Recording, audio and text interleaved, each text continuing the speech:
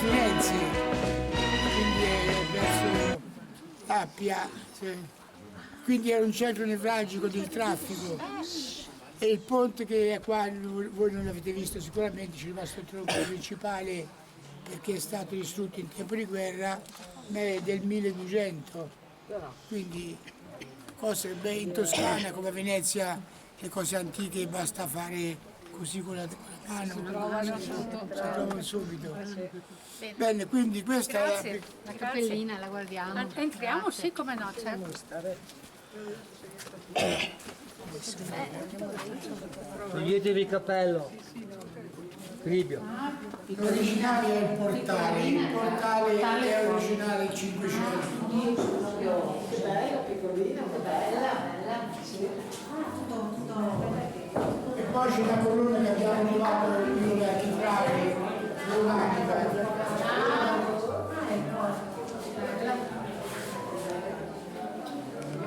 La chiesa, questo è l'ingresso, si provedeva perché figurava internamente, tanto vero che quando abbiamo fatto i lavori scappava fuori i morti, perché era sempre in mezzo alla chiesa. Poi fu fatto all'arco per rafforzare l'abside di sopra.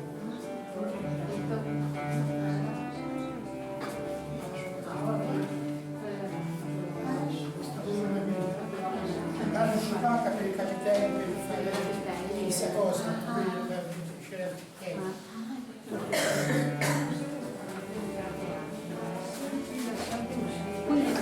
dice la messa anche. Tutti i giorni feriali alle 6. Alle 6.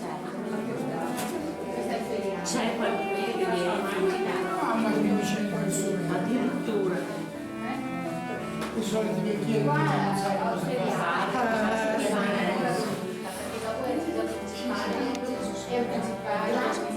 Grazie. Lei è di qui? Grazie. Sono di Arezzo. Di Arezzo. Grazie.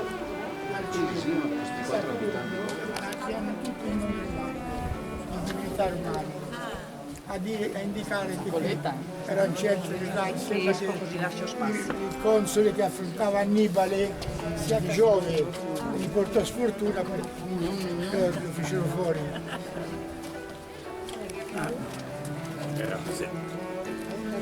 Questo è l'Arno. Voi che siete donne romantiche tutte quante, qui c'è la villa famoso Mancini, dove veniva un certo D'Annunzio trovato a mano. Questa qua? È quella villa che si vede. Quella lassù. È Quella grande, casetta là che si diceva prima. ma è una villa enorme. Era enorme. Ma viene ancora detta la messa? Tutto il mattino. Era più vicina alle persone. Ma me ne vado adesso, io sono 20 anni che sono qui dentro. Ho dato le dimissioni. Perché? Perché non posso fare più niente perché mi manca la voce. Ma va là, metti il microfono. Una No, persona in non gamba c'è. come lei, ma va là. È capero. Dal muro. Eh sì, è capero, se aggrappa. Anche in Calabria sto anno che sono andata. Sui muri a secco.